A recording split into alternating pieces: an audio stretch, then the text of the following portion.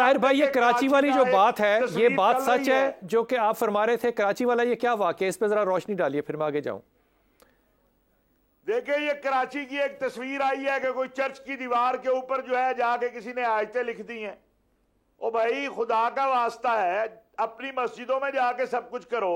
अगर तुम्हें शौक है बैनर लगाने का तो जाओ बैनर जाके चौको चौराहों में लगाओ। अब अगर वो चर्च वाला उसको हटाएगा तो तब बेचारा फंस जाएगा, ना हटाए। ये कौन सी कराची की इंतजामिया को चाहिए, और बड़े अच्छे आईजी गए हैं वहां पर, कि अगले 2 से 3 घंटे में पकड़े ये कौन है और इनको इंसदाद दहशतगर्दी की अदालत में लेकर जाए। कोई ना जाए ऐसा। और ये मैं बिलाल भाई, ये कोई ये नहीं है कि हादसा ऐसे हो रहा है, ये प्री प्लान है। पंजाब में 3-4 जगह पे कोशिश की। ताहिर भाई, इसके पीछे कौन है? ताहिर भाई, इस प्लान के पीछे है कौन? भाईजान, इस प्लान के पीछे हिंदुस्तान है। इस प्लान के पीछे पाकिस्तान दुश्मन कुव्वतें हैं।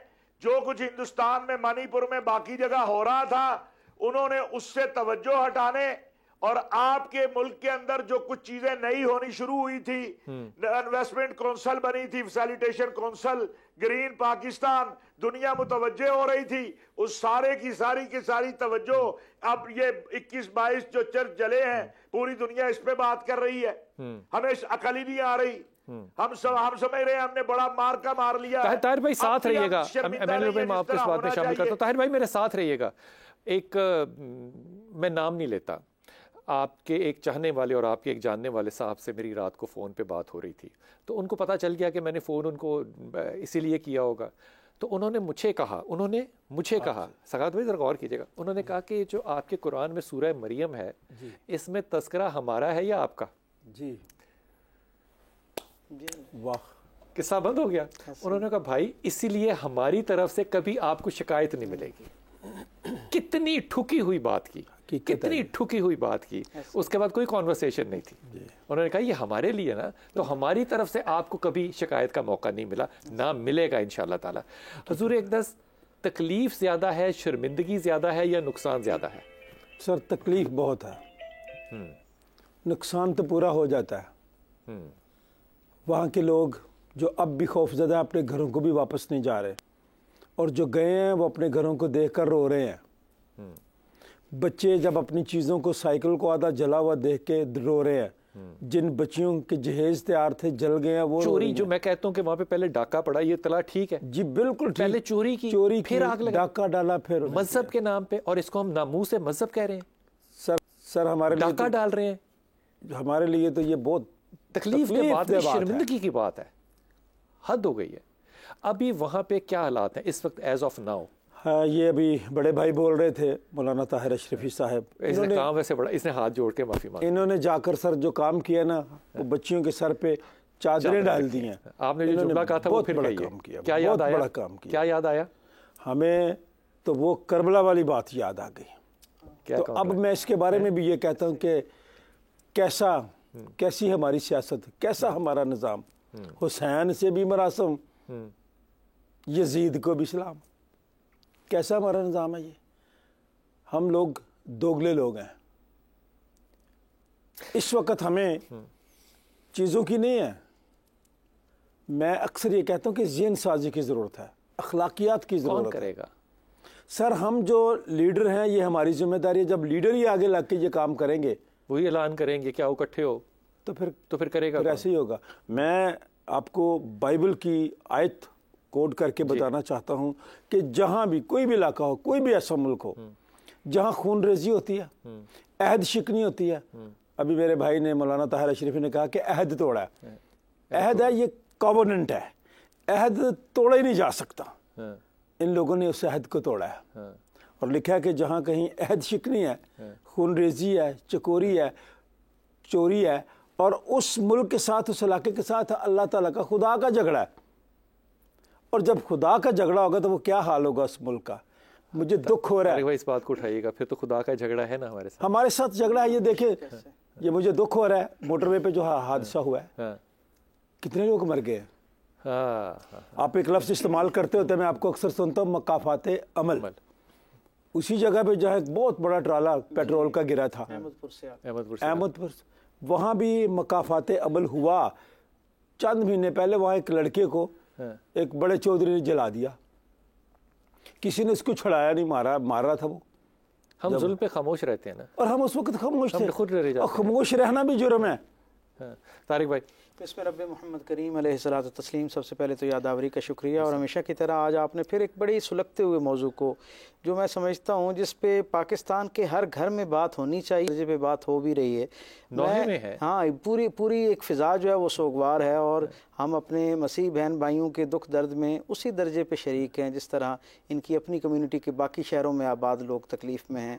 हमें सुनकर 2 दर्जे की इनसे ज़्यादा जो है वो शर्मिंदगी महसूस होती है। यानी जैसे अल्लामा ताहिर अशरफी साहब फरमा रहे थे ना कि हम बड़े भाई के तौर पे हमारी ज़्यादा ज़िम्मेदारी थी कि हम उनकी हिफाजत करते और उनके लिए कोई आसानी पैदा करते। और ये वाक़अतन रसूल रहमत सल्लल्लाहु अलैहि वसल्लम का वो जो एक लाफानी और लाजवाल तासुब क़यामत तक का जो एक मुआहदा है, उसकी खिलाफ वर्जी, और हमने उसके अंदर अपना पूरा जो है वो वजूदी शहादत पेश की है बतौर मुआशरा इज्तमाई तौर पर। ये देखें ना, ये वाक़या वो शायर ने कहा था ना कि वक्त करता है परवरिश बरसों, हादसा एकदम नहीं होता। ये एक तसलसल के साथ आप हमारी पूरी तारीख देखें, उसके अंदर कहीं ना कहीं ये मामला जो है वो मिस यूज़ किया जाता है। इसको एक ब्लैकमेल देखें होता क्या है। हमारे यहाँ मिस यूज़ होने का मतलब ये है कि मज़हब के साथ हमारी कुल्लियतन वाबस्तगी जो है ना वो जज्बात पर मबनी है। यानी हमारा जो मज़हब के हमसे तकाज़े हैं, हम उनके बारे में हमारे यहाँ वो इबलाग और वो ज़िम्मेदारी का एहसास पैदा नहीं किया जाता। हम ये समझते हैं कि जन्नत को पाने का बहुत ही आसान सीधा सादा रास्ता ये है कि जिस वक्त कहीं दीन की नामूस के हवाले से कोई बात आए तो आप एकदम मैदान में उतर आएँ और ये देखे बगैर कि वाक़तन नामूस हुई भी है या नहीं हुई है। वाक़तन वो ये जो जिस चीज़ का आवाज़ देकर बुलाया जा रहा है उसके अंदर कोई हकीकत मौजूद भी है या नहीं है, उसका पस मंज़र क्या है, उसे देखे बगैर हम मैदान में उतर आते हैं और उसी को अपने लिए जन्नत का ज़रिया समझना शुरू कर देते हैं। वो मस्जिद जो रसूल रहमत सल्लल्लाहु अलैहि वसल्लम ने दारुल अमन के तौर पर कायम की, जिसका बुनियादी जो एक मुआशरे के अंदर अमन और खैर को फैलाने का ज़रिया और वसीला बनना चाहिए थी, वो मुआशरे के अंदर इस दर्जे की बर्बरियत, मैं सिर्फ इसे शर्मंगेज़ी नहीं कहता, इस दर्जे की बर्बरियत का जो है वो ज़रिया बन रही है। तो हमें एक लम्हे के लिए बड़े ठंडे दिमाग के साथ असर नौ सोचना चाहिए कि क्या हम अपनी दीन की जो असल रूह है उसके मुताबिक अपनी ज़िंदगी को लेके जा रहे हैं या नहीं लेके जा रहे हैं। साद भाई, ये जब हम मिसाक की बात करते हैं, ये अहद नबी पाक की, इसमें सबसे अहम अहद क्या है जो कि नबी पाक सल्लल्लाहु अलैहि वसल्लम का हमने तोड़ा? देखें, बिस्मिल्लाहिर्रहमानिर्रहीम, सल्लल्लाहु अला हबीबिही सय्यिदिना मुहम्मदिन व बारिक वसल्लिम वसल्लु अलैहि। बिलाल भाई, नबी करीम सल्लल्लाहु अलैहि वसल्लम आपकी मुबारक सीरत हम सब के लिए मशाल राह है। और नबी मुहतशम सल्लल्लाहु अलैहि वसल्लम आपने तमाम जो अक़लियत हैं उनके तहफ़्फ़ुज़ का आपने ख़याल फरमाया और उसकी तालीम दी।